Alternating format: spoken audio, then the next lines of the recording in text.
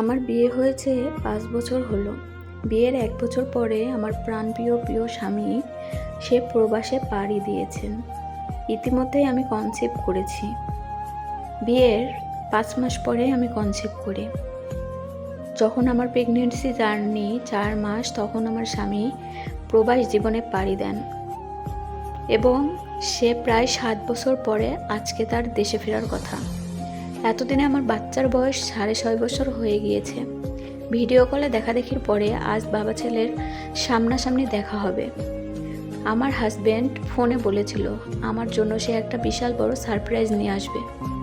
আমি অনেক দিন পরে স্বামী আসার আনন্দে সেজে গুজে বসেছিলাম তার জন্য।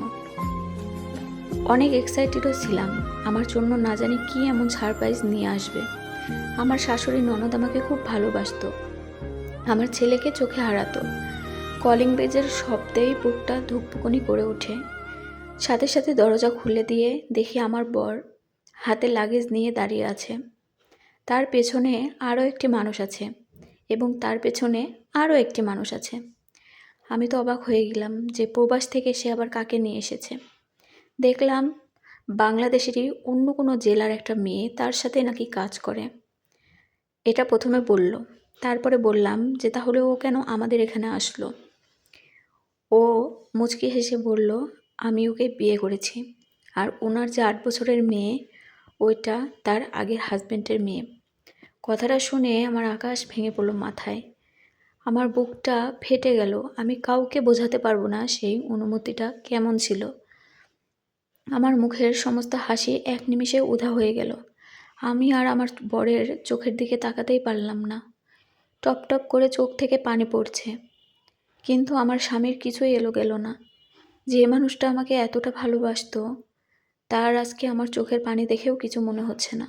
সে তড়িঘড়ি করে তার দ্বিতীয় স্ত্রী এবং মেয়েকে নিয়ে সোজা রুমে চলে গেল। তার মাকে বোনকে ডাকলো। আর একটা কথা, তখন আমার শ্বশুর জীবিত ছিলেন না, বাসায় শুধু একটা ননদ আর আমার শাশুড়িই থাকতেন। সে তাদেরকে ডেকে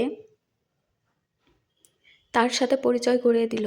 যে মানুষগুলো আমাকে এতটা ভালোবাসতো, আমার শাশুড়ি ননদ আমাকে এতটা আদর করত, আজকে দেখছি তারাও তার এই ছেলের কর্মকাণ্ডে কোনো অভিযোগ করলো না।